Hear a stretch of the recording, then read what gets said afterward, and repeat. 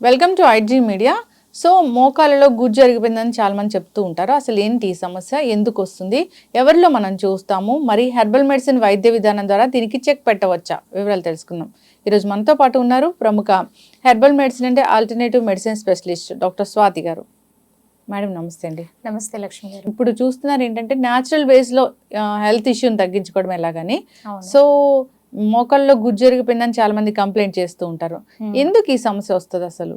Okay, ఇప్పుడు మోకాళ్ళ నొప్పులు అనగానే ఫస్ట్ మనం గమనించుకోవాల్సింది ఏంటంటే పేషెంట్స్ మనకు చెప్తారు, ఎవరైతే దీని నుంచి సఫర్ అవుతూ ఉంటారో మోకాళ్ళు నడుస్తున్నప్పుడు బాగా నొప్పిగా ఉంది, స్వెల్ అవుతూ ఉంటాయి మోకాళ్ళ చుట్టూరు, అలాగే వాళ్ళకి మెట్లెక్కి దిగాలన్నా కష్టంగా ఉంటుంది. ఫిజికల్ మూమెంట్ అనేది చాలా దెబ్బతింటుంది. దీనికి మెయిన్ కారణం ఏంటంటే ఏదైతే మోకాళ్ళ ఒక స్ట్రక్చర్లో మధ్యలో మనకి ఏదైతే గుజ్జులాగా పనిచేస్తుందో లిక్విడ్, అది డ్రై అవుతూ వస్తుంది. దీనికి చాలా కారణాలు ఉంటాయి. ఎందుకు డ్రై అవుతుంది అనేది తెలుసుకుని దాని జాగ్రత్తలు తీసుకోవాలి. ఇప్పుడు చిన్న వయసు 20 ఏళ్ళు అనుకోండి, 30 ఏళ్ళు 40 ఏళ్ళు వచ్చేటప్పుడు ఇవన్నీ స్టార్ట్ అవుతూ ఉంటాయి. ఎప్పుడైతే మీకు కొంచెం పెయిన్గా అనిపిస్తుందో, మొబిలిటీలో కష్టంగా ఉంటుందో అప్పుడే మనం జాగ్రత్త తీసుకోవాలి. సో దీనివల్ల ఏమవుతుందంటే ఇది ఒకటే కారణం కాదు, అదర్ హెల్త్ ఇష్యూస్ ఉన్న వాళ్ళకి కూడా ఇటువంటి ప్రాబ్లమ్స్ వస్తాయి. ఆస్టియో ఆర్థరైటిస్ అని దాంట్లో కూడా మనకి ఈ సైనోవియల్ ఫ్లూయిడ్ అని ఉంటుంది, అది చాలా ఇంపార్టెంట్ అనమాట. అది ఎప్పుడైతే తగ్గుముఖం పడుతుందో అప్పుడు ఇలాంటి ప్రాబ్లమ్స్ అన్నీ స్టార్ట్ అయిపోతూ ఉంటాయి. బేసిక్గా ఇక్కడ మనకి ఇంకొకటి ఏంటంటే మోకాళ్ళ నొప్పులు వచ్చినప్పుడు ఓన్లీ మోకాళ్ళ నొప్పులు ఒకటే కాదు ప్రాబ్లం, దాంతోపాటు ఏం కాంప్లికేషన్స్ పెరుగుతాయో అనేది బెంగ ఉంటుంది. అన్నిటికన్నా ముఖ్యం బాడీ వెయిట్. బాడీ వెయిట్ని పెరగకుండా కాపాడుకోవడానికి పాపం ఫుడ్ కూడా తగ్గించుకుంటూ వచ్చేస్తుంది. ఆ తగ్గించుకోవడంలో తప్పలేదు, కానీ అక్కడ న్యూట్రిషన్ ఫాలో అవ్వరు. ఎప్పుడైతే మనం న్యూట్రిషన్ ఫాలో అవ్వమో ఆల్రెడీ ప్రాబ్లం ఉంది, అది ఇంకా దెబ్బతింటూ వస్తుంది. సో అందుకని మనము తీసుకోవాల్సినటువంటి జాగ్రత్తలు చాలా ఇంపార్టెంట్. ఏంటంటే మన ఫుడ్ డయట్ని చేంజ్ చేసుకోవాలి.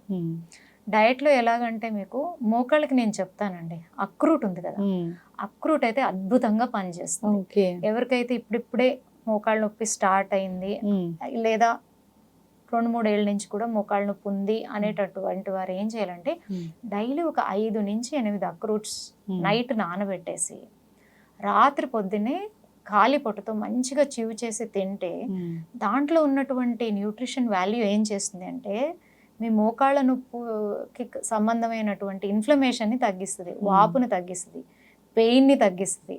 అలాగే లిక్విడ్ ఏదైతే తగ్గుతుందో దాన్ని మళ్ళీ రీజనరేట్ అయ్యేలాగా చేస్తుంది. ఎప్పుడైతే మీకు ఫ్లూయిడ్ తగ్గుతుందో మళ్ళీ కార్టిలేజ్ కూడా దెబ్బతింటది. సో అక్కడి వరకు వెళ్లకుండా మనల్ని కాపాడుకోవచ్చు ఇలాంటి చేంజెస్ చేయడం వల్ల. ముందుగానే కొంచెం సిమ్టమ్స్ కనిపిస్తానే ఫాలో అయితే మంచిది. ఫస్ట్ ఫాలో అయితే వాళ్ళకి కంపల్సరీ 1.5 మంత్ వాళ్ళని ఒక్క రోజు కూడా మానకుండా చేయమనండి, మంచి రిజల్ట్స్ వాళ్ళే చూస్తారు. అరే చెప్పారు కదా 4 రోజులు పాటించి ఇంకా తగ్గలేదు అని అంటే కుదరదు. మనం మినిమం 1.5 మంత్ దాన్ని రెగ్యులర్గా తీసుకుంటూ ఉంటే మన నీళ్ళు చేంజెస్ మనమే గమనిస్తాం. అండ్ అందరికీ తెలిసిందే జాయింట్స్ అనేది ఎక్కువ దాని హెల్త్ కాల్షియం మీద డిపెండ్ ఉంటుంది. సో మనం తీసుకునే ఫుడ్స్లో కాల్షియం అనేది మనం చూసుకోవాలి. నువ్వులు, సజ్జలు ఇవన్నీ కాల్షియంలో చాలా రిచ్ అండి. సో అలాంటి ఫుడ్ ఇప్పుడైతే ఒకప్పుడు డాక్టర్ గారు చెప్తేనే తెలుసుకునేటటువంటి రోజులు ఉండేవి. ఇప్పుడు మన చుట్టూరా ఉండేటటువంటి టెక్నాలజీ కాల్షియం దేంట్లో ఎక్కువ ఉంటుందని మీరు జస్ట్ గూగుల్లో కొడితే మీకు ఒక 10-15 ఐటమ్స్ అన్న వస్తాయి. దాంట్లో మనం 3-4 సెలెక్ట్ చేసుకొని ప్రతిరోజు మన ఫుడ్లో అలవర్చుకుంటే ఈ ప్రాబ్లం అనేది మనకి చాలా అంటే చాలా వరకు మనల్ని మనం రికవరీ చేసుకోవచ్చు. అలాగే బోన్ హెల్త్కి ఇంకొకటి చాలా ఇంపార్టెంట్ ఏంటంటే వైటమిన్ డి. అంటే మనం తినే ఫుడ్స్లో ఏది మీరు మార్పులు చేసుకున్నా కూడా మన బాడీకి కావాల్సినటువంటి వైటమిన్ డి అనేది దొరకడం కష్టం. సో దానికి చేయాల్సింది చాలా ఇంపార్టెంట్ అంటే సన్లైట్. సన్లైట్లో అట్లీస్ట్ మార్నింగ్ మనం 15-20 మినిట్స్ ఆ సన్లైట్ని తీసుకోగలిగితే చాలా చేంజెస్ ఉంటాయి. పర్టికులర్గా ఎవరైనా సరే జాయింట్ ఇష్యూస్, ఒక మోకాళ్ళే కాదండి, ఇప్పుడు దాంట్లో రకరకాలు ఉన్నాయి. రొమటైడ్ ఆర్థరైటిస్ ఉంది, అన్ని జాయింట్స్లోని ప్రాబ్లం ఉంటుంది, వాళ్ళకి ఇన్ఫ్లమేషన్ అయిపోతుంది.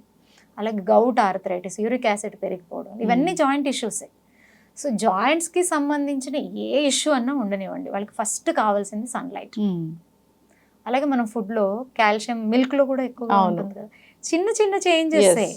అట్లీస్ట్ మనం డే టు డే మన రొటీన్ని మార్చుకుంటే చాలా వరకు మనకి ఎస్, solution న్యూట్రిషన్ వస్తుంది. డెఫిషియన్సీ అసలు మెయిన్ రీజన్ అనేది అన్ని రోగాలకు. అన్ని రోగాలకి. Hmm. అండ్ జాయింట్ ఇష్యూ ఉన్న వాళ్ళు కంపల్సరీ ఇవన్నీ జాగ్రత్త తీసుకోవాలి. అండ్ వీళ్ళకి అన్నిటికన్నా ముఖ్యమైనది మసాజెస్ చాలా హెల్ప్ చేస్తాయి బాడీకి. శరీరంలో మనకి ఏంటంటే వాతం అనేది ఎక్కువగా ఉన్నప్పుడు ఈ జాయింట్ ప్రాబ్లమ్స్ అన్నీ వచ్చేస్తూ ఉంటాయి.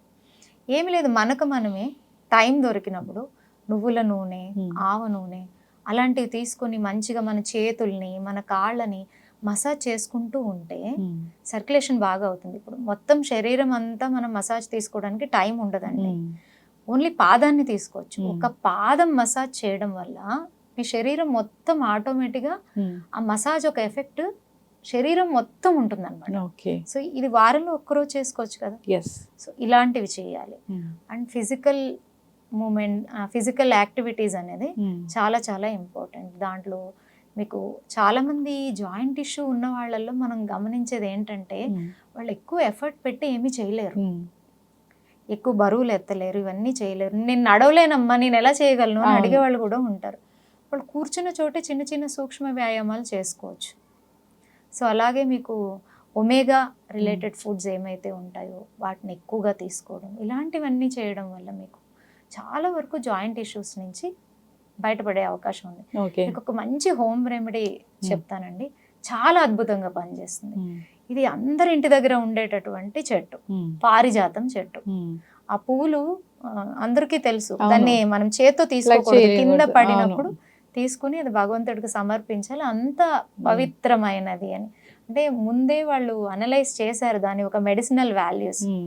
అందుకే దాన్ని పిక్ చేయకూడదు. ఎందుకంటే అది మనం పిక్ చేసినప్పుడు ఏమవుతుందండి, మనల్ని ఎవరైనా పిన్ చేస్తే ఏమవుతుంది, పెయిన్ వస్తుంది.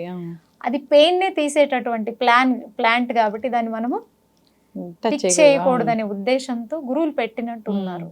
సో ఇది ఎలాగంటే ఈ ప్లాంట్ కి లీవ్స్ ఉంటాయి కదా, 8 to 10 లీవ్స్ తీసుకోవాలి. తీసుకుని దాన్ని కొంచెం మంచిగా స్మాష్ చేసేసి దానికి ఒక గ్లాస్ ఆఫ్ వాటర్ యాడ్ చేసి దాన్ని మంచిగా బాయిల్ చేయాలి. బాయిల్ చేసేటప్పుడు కొంచెం జింజర్ని యాడ్ చేయడం వల్ల దాని ఒక మెడిసినల్ వాల్యూ ఇంకా పెరుగుతుంది. దాన్ని మనం ఫిల్టర్ చేసుకొని టీ లాగా తాగాలి. నేను చాలామంది పేషెంట్స్కి ఇది రికమెండ్ చేశాను, అద్భుతమైన రిజల్ట్స్ అండి. ఎవరైతే ఇవన్నీ తీసుకుంటూ ఉంటారో వాళ్ళలో బ్యాక్ పెయిన్ రిలీవ్ అవుతుంది, సయాటిక్ పెయిన్ అని ఉంటుంది, మొత్తం నడుము నుంచి కాలు కింద భాగం వరకు లాగుతూ ఉంటుంది, నడవడానికి కష్టపడుతూ ఉంటారు వాళ్ళకి. ఈ నీ పెయిన్లో ఇది ఎంత అద్భుతంగా పనిచేస్తుంది అంటే ఇది ఆ గుజ్జుని కరగనివ్వదు, ఆ కరిగినటువంటి గుజ్జు బాగా తయారవుతుంది, కార్టిలేజ్ని డ్యామేజ్ అవనివ్వదు, అలాగే ఆ వాపులంతా తీసేస్తుంది, పెయిన్ని రిలీవ్ చేస్తుంది. చాలా అద్భుతమైంది. మనం ఏంటంటే ఓన్లీ జాయింట్ పెయిన్స్ ఉన్న వాళ్ళే కాకుండా వాళ్ళ పేరెంట్స్లో జాయింట్ పెయిన్స్ ఉన్నాయి, ఆపరేషన్స్ చేయించుకుని ఇబ్బంది పడినటువంటి వాళ్ళ పేరెంట్స్ చాలా మంది ఉంటారు కదా, అలాంటి వారు కూడా కొంచెం చిన్న ఏజ్ నుంచే మనం దీన్ని ఒక హర్బల్ టీ లాగా చేసుకొని తీసుకుంటే చాలా అద్భుతమైన రిజల్ట్ ఉంటుంది. సో ఇది సింపుల్, అందరూ చేసుకోవచ్చు. సో ఇది వాడిన తర్వాత వాళ్ళే కమెంట్ చేస్తారు అనుకోండి. సో ఇలాంటి చేంజెస్ మనం తీసుకురావడం వల్ల చిన్న చిన్న ఎక్సర్సైజెస్, నీ స్ట్రెంథనింగ్ ఎక్సర్సైజెస్, డయట్ ని ప్రాపర్ గా ఫాలో అవ్వడం ద్వారా ఇటువంటి ప్రాబ్లమ్స్ లేకుండా మనం హెల్తీగా ఉండొచ్చు. ఖచ్చితంగా మ్యామ్, చాలా చక్కగా చెప్పారు. నిజంగా హెర్బల్ మెడిసిన్ అంటే ఆ మెడిసిన్ పక్కాగా పనిచేస్తుందనే ఒకటి నానుడైతే ఉంది. సో ఈ హర్బ్స్ అనేవి ఇప్పటివి కావు, పురాతన కాలం నుంచి వస్తున్నవే. సో ఇప్పుడు ప్రాచీన ఆయుర్వేద గ్రంథాల్లో వీటి గురించి చాలా చక్కగా చెప్పడం కూడా జరిగింది. ఎస్, చక్కటి ఇన్ఫర్మేషన్ అండి. నిజంగా పారిజాతం చెట్టు అంటే చాలా గొప్పది, దానికి చాలా పెద్ద చరిత్రే ఉంది. సో అదొక డివైన్ ప్లాంట్ లాగా చెప్తూ ఉంటారు. సో అలాంటి దాంట్లో మెడిసినల్ వాల్యూస్ అంటే చాలా చక్కగా చెప్పారు. సో వాడుకోవాలని కోరుకుందాం. ఎవరికైనా ఇంకా ఇబ్బంది పెడుతూ ఉన్నప్పుడు ఒక హెర్బల్ మెడిసిన్ స్పెషలిస్ట్ గా మీరు వాటిని తగ్గిస్తారు కాబట్టి కాంటాక్ట్ చేయాలని కోరుకుంటున్నాం. తప్పకుండా. Yes, thank you so much. మేము హర్బ్స్ ని కూడా అంతే స్పెషల్ గా సెలెక్ట్ చేస్తాము. అవును, ఒక నీ పెయిన్ ఉన్న వాళ్ళకి ఒకే ప్రాబ్లం ఉండదండి. సో వాళ్ళకున్న అదర్ ఇష్యూస్ ని కూడా కన్సిడర్ చేసి అప్పుడు వాళ్ళకి సంబంధించిన హర్బ్స్ ని ప్రిపేర్ చేసి ట్రీట్ చేయడం జరుగుతుంది. అప్పుడు మంచి రిజల్ట్స్ ఉంటాయి. ఎస్, డిపెండ్స్ ఆన్ వాళ్ళ మెటబాలిజం, వాళ్ళకి ఎన్న other health issues. Even diabetes ఉన్న వాళ్ళు కానీ, థైరాయిడ్ ఉన్న వాళ్ళు కానీ, వాళ్ళకి ఇంకా కొంచెం ఇష్యూ ఇది పెరుగుతుంది అనమాట. అవును. ఎస్, చక్కటి ఇన్ఫర్మేషన్ అండి. ధన్యవాదాలు. Thank you ma'am.